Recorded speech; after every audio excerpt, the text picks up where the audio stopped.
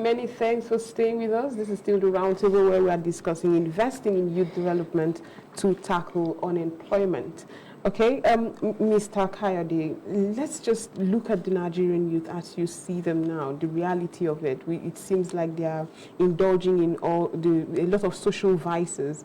If you have to pull them in, I know you have a blueprint. You have a blueprint for the Ekiti State people. Yeah. However, let's look holistically at the Nigerian youth. What would you say they need more than anything right now? Thank you, Joy.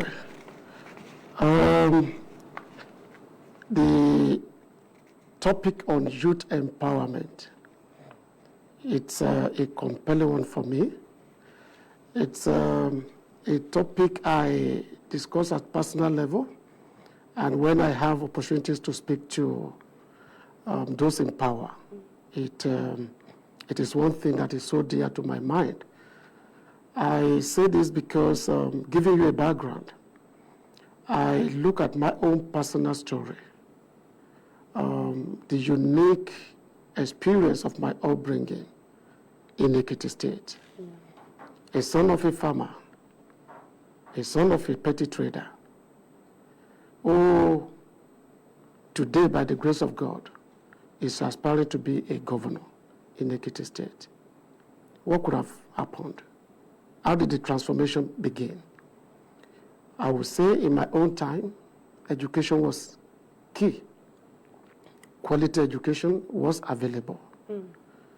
And with education, the opportunity to compete for good jobs, it was there.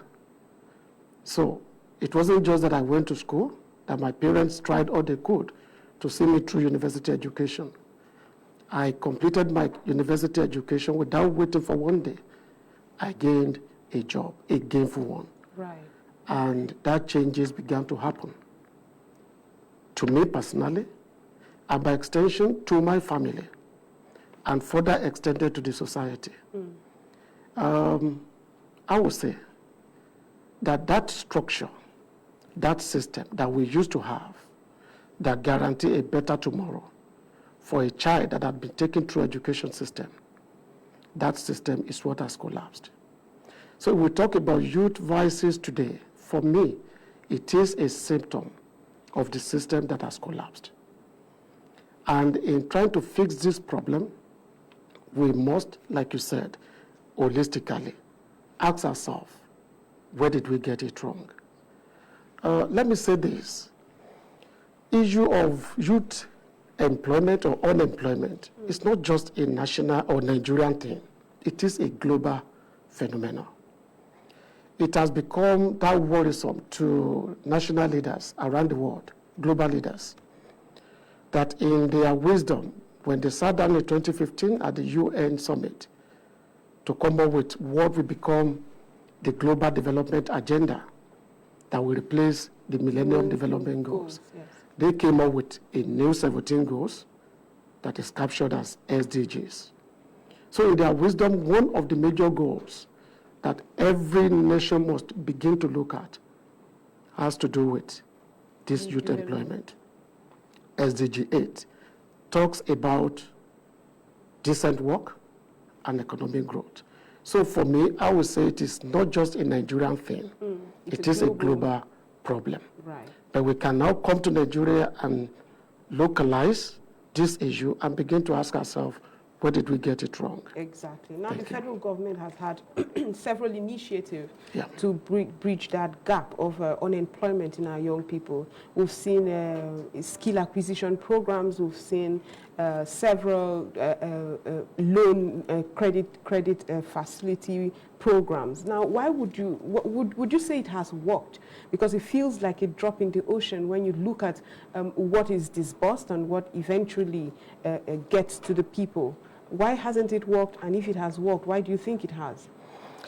My response to this, in a way, will be mixed. On one side, I don't want to be political about this or partisan about this. I would say I see a government that is really conscious of this problem. And I would say the desire, there's a strong desire in terms of policy statements of government, If you look at the Economic Recovery and Growth Plan, which is the National Development Plan of the present administration, you will see that there is so much focus, commendable focus, on issues of hunger, issues of employment, issues of education, SDG 3, gender equality, peace and peaceful and secured environment and international partnership. This is captured in the ERGP. They've embarked on several initiatives, but to know whether we are making progress or not is not about what I say, but more about what even the government is saying in terms of statistics that are available. If you look at the most recent available data from NBS, the National Bureau of Statistics, the rate of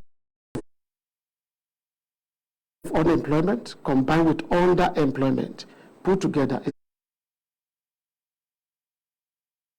is about 55.4%. This is alarming.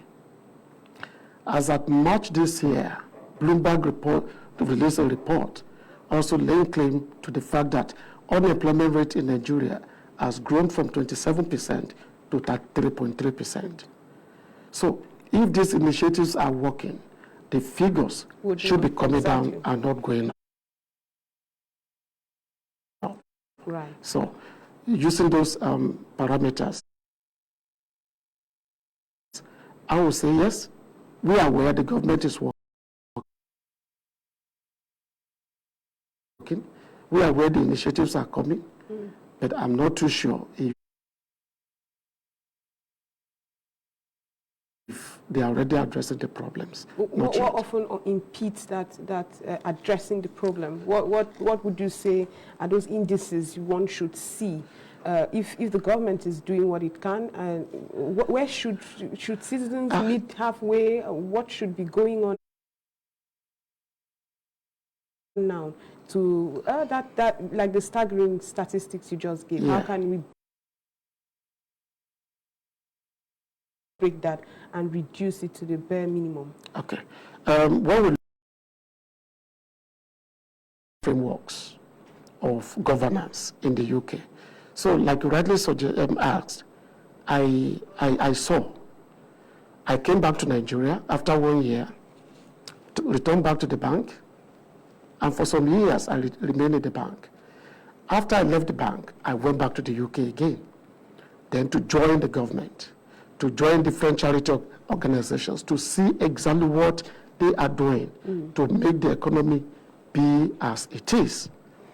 I worked in the Office for National Statistics purposely to see how government data are being used to improve public policy. So if I want to answer that question, the first thing I will say is that the British government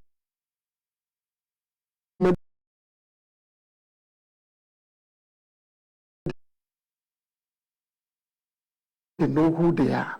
They know their people. They have data that can give them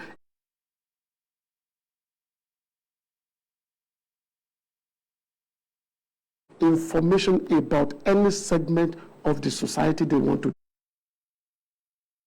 deal with. If they want to roll a policy for children between age 1 and 5, they have the records. Right. Between age 30 and age 40, the records are there. And I say this to my friends. I say, how do you plan for your family if you don't know the number of wives you have? You don't know the number of children you have. How do you plan? How do you take care of them? So I would say the first thing that is lacking in our environment is that we don't even have records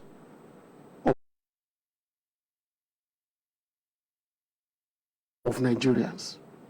So when we plan, most of the time, we plan arbitrarily. So if there is something to fix first, it will be to fix this, the need for us to have accurate reliable data that can become evidence for policy making. That will go a long way in addressing some of the issues we have. Yeah. Well, I can take it further. If you want me to go further, I will. I know that speaking about all the many things Nigeria needs to get in place, but, we will not leave this place today. Okay. Now going back to investing in youth development, a lot of people have said public policies are not aimed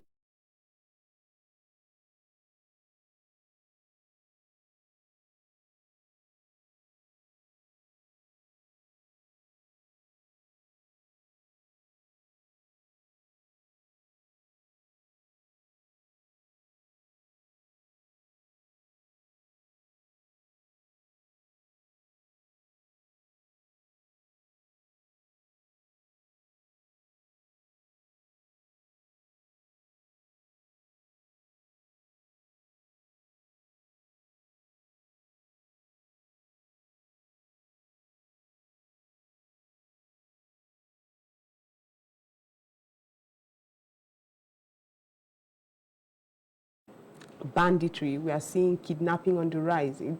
Just a couple of days ago,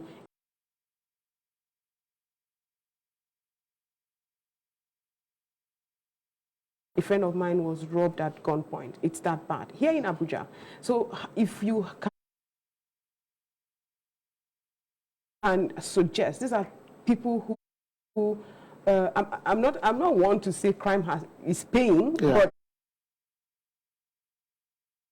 to a very large extent, they are making so much from the criminal activities. Is it possible to still bring them back, embrace them with whatever policy you suggest? Let me say this. I'm not a promoter of bad behaviors. Right. But I won't lie to you. Anytime I see the law enforcement agencies in Nigeria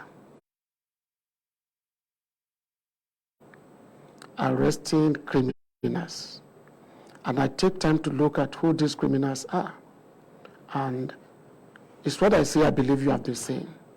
You discover that they are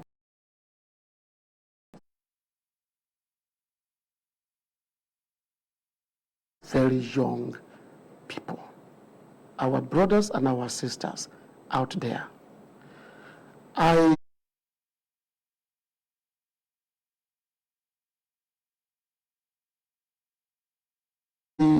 have this feeling within me that crime is not always the first option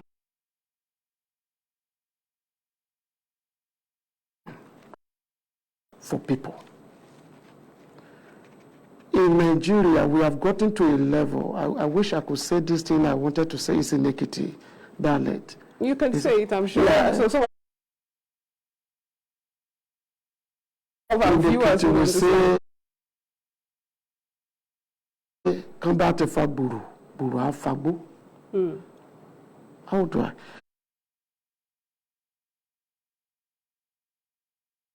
Let me try to illustrate this.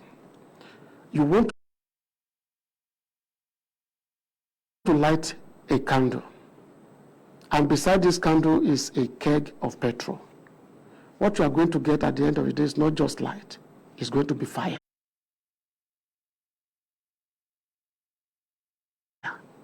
White fire. Yes. What we are doing in Nigeria with our youths, many times we think we just want to light a candle. There is a gun, a big,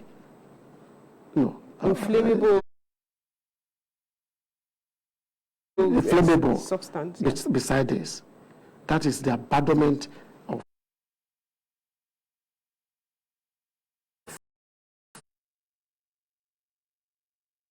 of our youths. So, when we talk of vices, the instinct for survival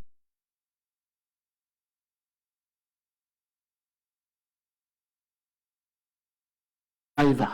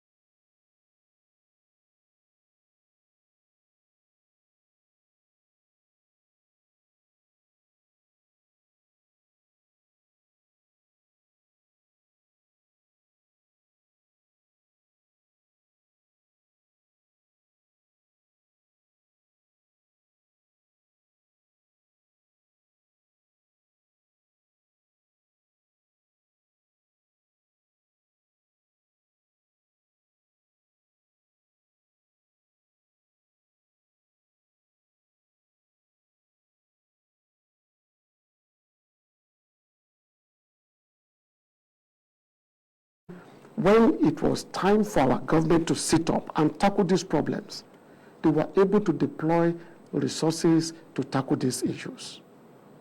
Not until we begin to see the issue of youth unemployment as another variant of COVID-19 pandemic and call an action, covert action on youth unemployment, we may not be able to overcome the criminal issues we are dealing with. It is time for us to declare emergency on this issue of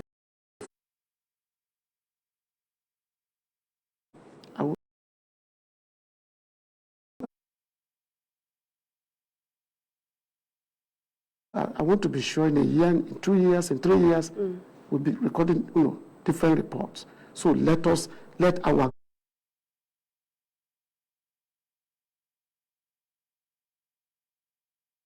government not pay lip service to issue of youth and unemployment. Let it become a national agenda that all the states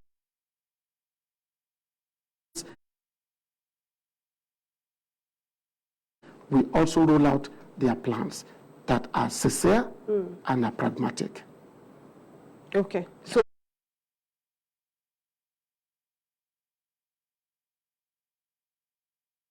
with these thousands and millions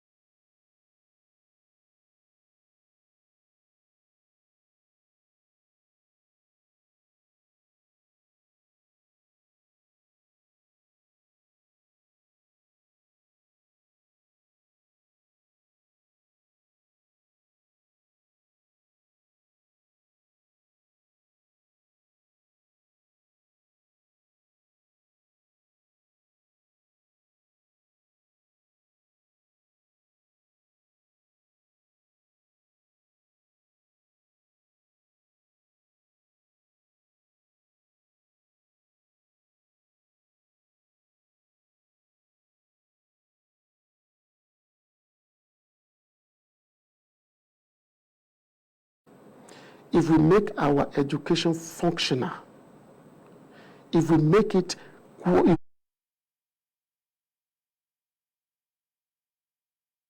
qualitative, rather than focusing on passing examinations, it will begin to focus on building character, building creativity, building confidence, and building the capacity of our young ones to think critically and to embrace entrepreneurial mindset. It is not every graduate who wants to go and queue looking for a job. If we are giving them the right tools, the right skills right from school, many of them will leave school and become employer.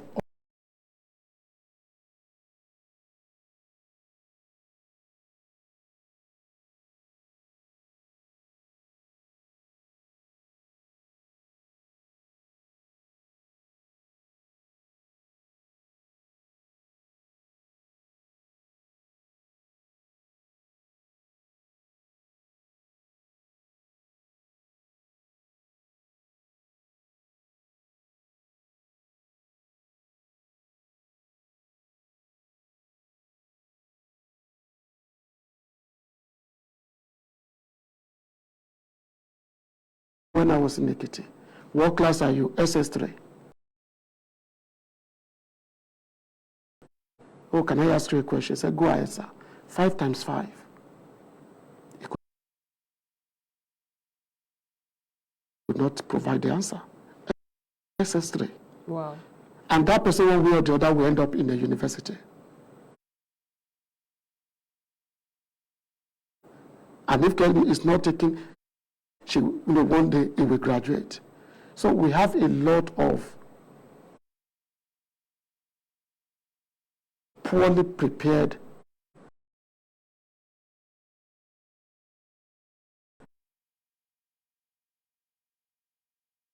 graduates in the system. So it is not the number.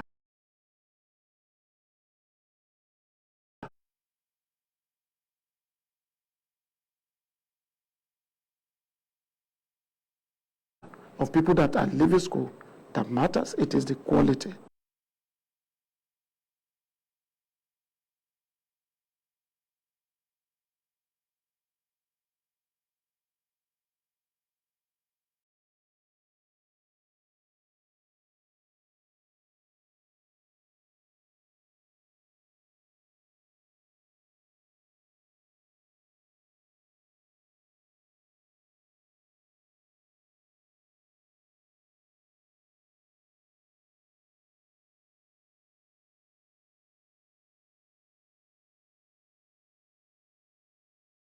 Brilliant, talented Nigerians, particularly in Ekiti. So all we need is to put the right framework, the right environment that will allow these people to have the appropriate reward for their talent. Speaking about the brilliant Nigerian youths that we have, not particularly in Ekiti, all over Nigeria now, are you concerned about the brain drain we often find?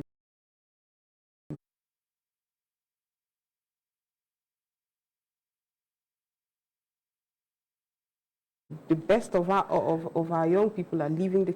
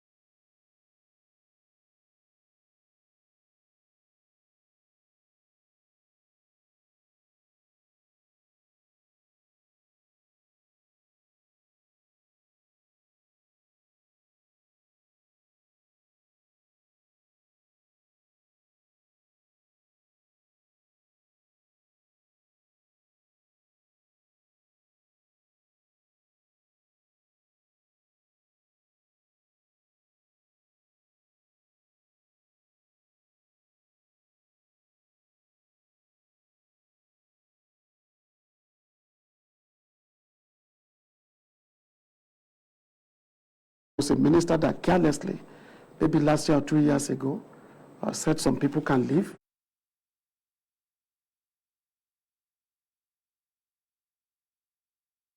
They will recruit more. A good, leader will say that. So I believe every right-thinking Nigerian is worried about the way we are losing the best of our players, quote and unquote. Is there something you think the government can do in that regard? I mean, you can't stop people from moving from one place to the other. It's within their right as citizens. But is there a targeted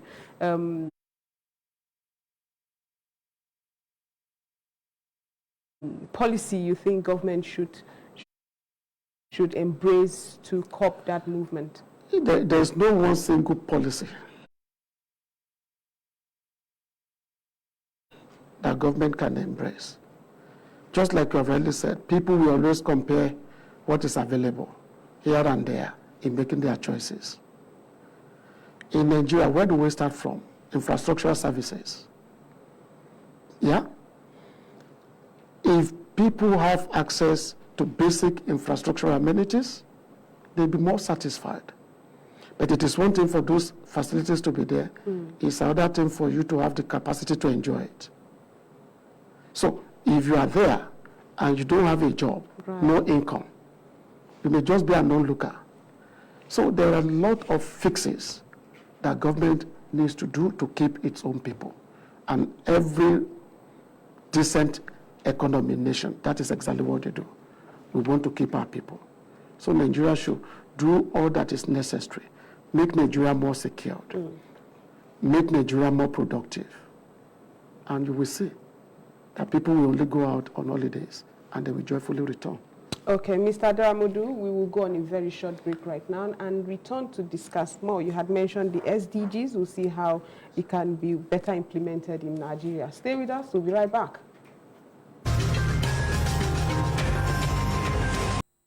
Thank you so much for staying with us. We're still discussing investing in youth development to tackle unemployment. We've been discussing all of this with Mr. Kayode Adaramodu. Like I said earlier, he's a former GM of one of Nigeria's leading banks, international development consultant, a UK-based policy expert, and a gubernatorial aspirant for Kogi State. Ekiti State, I apologize. Ekiti State, well, I can give you another state on this platform. That's the power that I have. Apologies, though. So we had mentioned the Sustainable Development Goals, and a lot of people have said it is not relatable to the Nigerian problems. Would you agree? People who say that may probably have a wrong understanding of what it is. SDG is not a Nigeria-made product. It is a global agenda. The United Nations, who, for ease of understanding, can be seen as the government of the whole world. Just the same way, Ekiti State government can sit down and decide for its people. Nigeria government can decide for Nigerians. The United Nations, they also have that power to sit down with world leaders and take decisions on behalf of the world. So it's a decision they started with the MDGs. It's a 15-year development plan. Nigeria joined the MDGs a bit late, and it was new to us in terms of how we go about development planning. But we are part and parcel of SDG from the World Goal. Exactly. And what the world is saying is, if you want to say Nigeria is better than Ghana, there should be some performance criteria that you want to be comparing. And if you want to say developed countries, we need your help to assist developing worlds, the question should be in what area. Right. So rather than leaving things ambiguous, the SDG has just tried to streamline, and provide clarity as to what every development planner should consider as the focus of the rest of the world. Right. So it's an aspiration that is looking at development from the angle of economy, social, and environment. So nobody will say it is not relevant to Nigeria. Okay, it is but very, 2030 is drawing really close. Yes. Do you think Nigeria has properly positioned itself to achieve some of those goals? The goals, not about all 17, but do you think Nigeria is positioned well? Let me use the most recent available report, the second report of voluntary national review, which the SDG office released for 2020. Using the available data, I would say they are prepared. And they have worked with all the state governments in Nigeria in trying to develop capacity on how to ensure that planning at state level, you understand, are such that SDGs are integrated into them. And I don't think there's any state you get to today where you will not have an expert working with the government on how to ensure that SDG requirements are captured in their development planning. Ekiti, for example, I think if there's one area where our government is doing extremely well, I would tell you is in the area of ensuring that their development thinking, planning, and implementation embraces the sustainable development goals. Okay, because I asked, because when you come back to the goal, that's SDG 8, that ensures that there is decent jobs for everyone. How much influence do you think the United Nations has on government and its policies if we still have this staggering reports of unemployment in Nigeria? Yeah, what they did, I think if I'm right, November 2015, there's a board, the Chief Executive Board of United Nations. They gave an approval to a global initiative of decent work for youth. What that did was to prepare a framework that assists each government in knowing what to be done in meeting that target. So I would say at the level of the United Nations, they've done their bit. It is for us to also come back and domesticate it in our individual local environment. So for me, in Nigeria, it is part of the ERGP that I mentioned earlier. Yeah.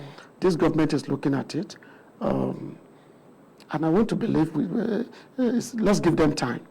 If we are rating the government based on what is available today, we might say not much has been done.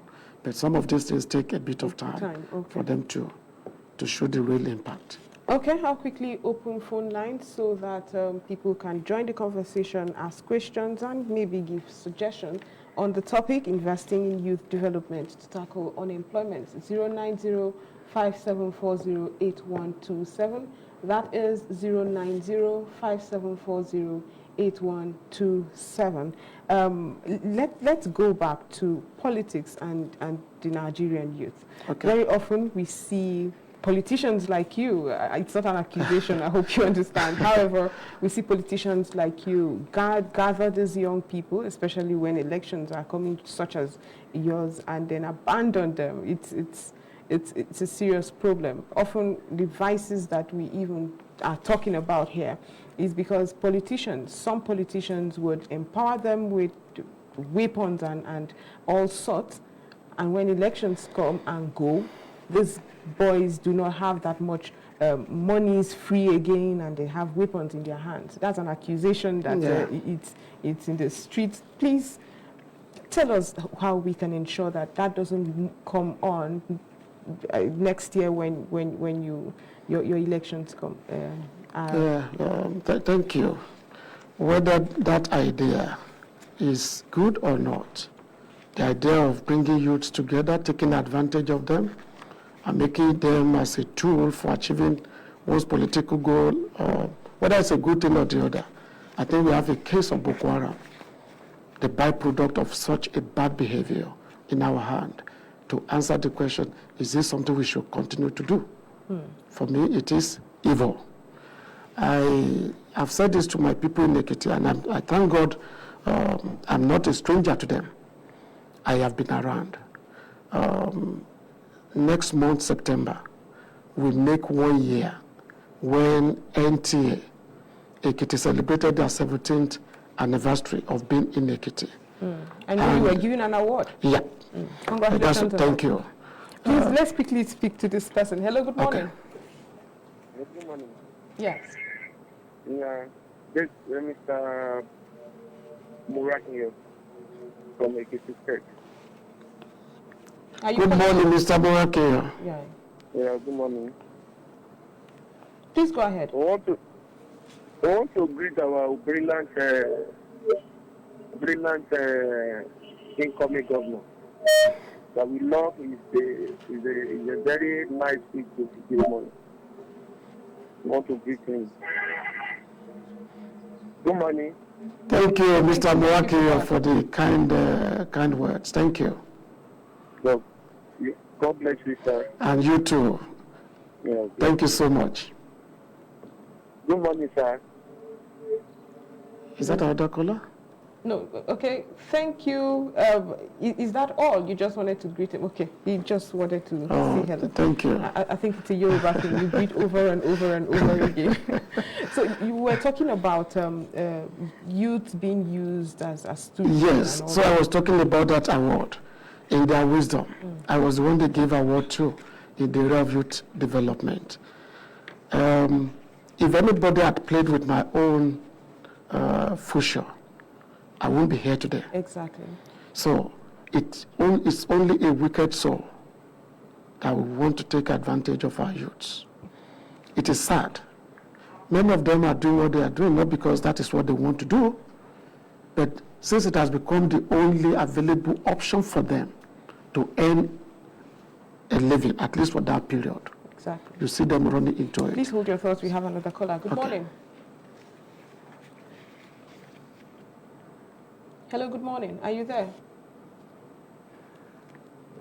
Yeah, good morning.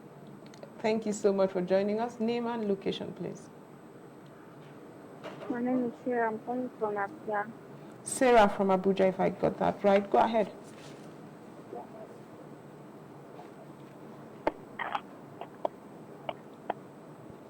Hi, Sarah. Are you there? Okay, please call us back. It will be good to hear what your thoughts are. 09057408127. That is 09057408127. Okay, please go ahead. So, apologies, we have yet another caller. Okay. Good morning. Hello, good morning. Okay, 09057408127. Please go ahead. We lost that call. So, yeah. The point I'm trying to make is that we should look beyond personal choices. It is my choice not to make use of the youth for thuggery. That is exactly what you're saying. Used and dumped at the end of election. I will not do that. But we must have an institutional arrangement to curb this bad habit. And I believe government can do that. It is so sad that today people who should be the one creating the right environment that should prevent such events from happening, they are part of the sad process. You see instances where thugs are protected by security outfits. So if our National Assembly can come up with the right laws that will make it difficult for politicians, very unfortunately, I don't want to say the National Assembly may not do this too because they are beneficiaries of this bad process. But I believe it's a possibility that one day we can rise up and agree all together. Let's create a level playing ground. Don't use talk, I will use talk. Don't use talk, I will use talk.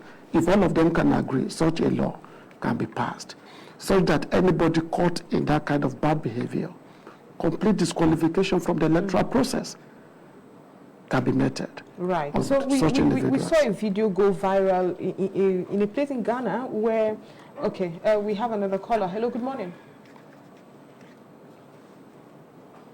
Hello, good morning. Thanks for joining us. Good morning. Yes, good morning. Good morning. Yes, I can hear you. Please speak up. Okay. Name and location, please. This unemployment in the country. I didn't get that. Can you repeat it? Your name, please. Unemployment. I think you are discussing unemployment. Okay, it's really muffled and we can't hear you clearly. Okay. I'll call back. Okay, please, that will be good. 09057408127. I was talking about a video in Ghana where young people returned bags of rice that was being offered by a politician. Do you think Nigerian youth have gotten there with poverty being the order of the day? There's no way they will get there. If Ghana can do it, Nigeria can also do the same. And I loved that video when I saw it. I said, we are getting there. It's a gradual process. When we talk of democracy in Nigeria, I've not lost faith completely because I know it's a journey. Right. We've started. We are learning. I have that belief in me that it's a matter of time. Our youth will rise up to the occasion. They will know that they are future. Depends on the outcome of every electoral process. So when we begin to see it that way, and in Ekiti, I've done an illustration to our people. I said when a man wants to go to a barber, he doesn't just wake up and locate any barber salon and enters. He wants to know whether that person can do a good barbing. Why? Because you are afraid of somebody giving you a wrong cut. But if that barbing gives you what you don't like, how long will it take for your hair to grow back? 3 weeks? 1 month?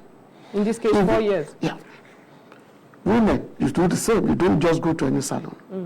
If we can pay attention to such simple things, where when an error occurs, the solution will come almost immediately. Our voting errors, the punishment is not just for 4 years. I've said it. There are many things we are suffering from today, not as a result of the decision we made in 2019, not even in 2015. So if we begin to see these choices we are making at the polling booth as an approval that the future I want is what I'm putting here. I get it right, I enjoy it. I mess it up, I mess my future up. Then our attitude towards election will change. I often refer to the just concluded local government elections in Lagos State, and we saw the voter apathy that happened there. We didn't see as much turnout. A lot of experts keep referring to it as well, and it's something for concern. Are you concerned that Nigerian youths are becoming disinterested? If they are disinterested, it's at their own peril. I'm sorry to say this. It may not sound friendly, but the truth has to be told. If they choose not to come out, people will still come out, votes will be counted, whoever has the majority becomes their ruler. And another 4 years of crime will follow. If the same energy the Nigerian youths put into NSAS, if the same energy can be used to mobilize for change of government, I am telling you, politicians will sit up. NSAS ended, election followed, senatorial election followed almost immediately in Lagos. What was the turnout? The same set of people are saying, we don't go agree. Where were they during the elections? They kept quiet. So Nigerian youths, until we take it as a matter of duty, that voting is our right, and we have that choice to make and get ourselves involved. If it may be morally wrong, if we come out later after choices have been made for anyone to come and complain. So registration is going on now.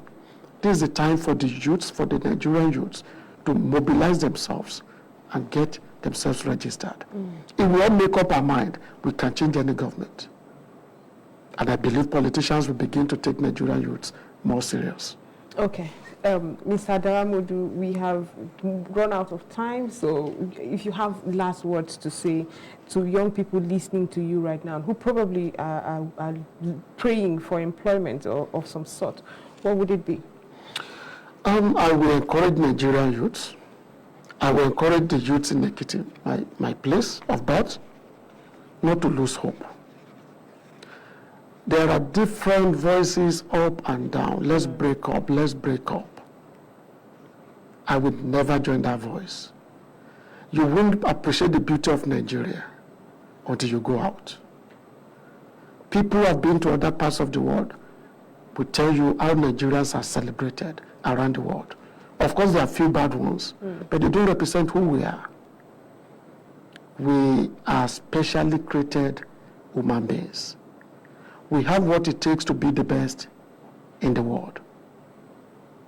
Let Nigerian youths, let them begin to see themselves behind the steering of this political process. Let them get involved. Let Nigerian youths have an agreement that a bad government is a government that is doomed and should be changed. Not through violence, but through the choice we make at the polling booth. It is possible. Let's try it in 2022 in Ekiti. And let Nigeria say that the youths of Nigeria can make a change when 2023 comes around. I will encourage us not to lose hope. Nigeria is a beautiful country, a great country. And my prayer is that one day we will get there. It's a journey. Democracy is a journey. Exactly. We have started. We will get there. Thank you so much, Mr. Kayode Adaramodu. He's a UK-based policy expert, international development consultant, and a former GM of one of the leading banks in Nigeria. My name is Joy Radimini Asoye. Remember, COVID-19 is still with us. Use your hand sanitizers, wear your mask regularly, and maintain social distancing. Until tomorrow when the roundtable continues, have a blessed day.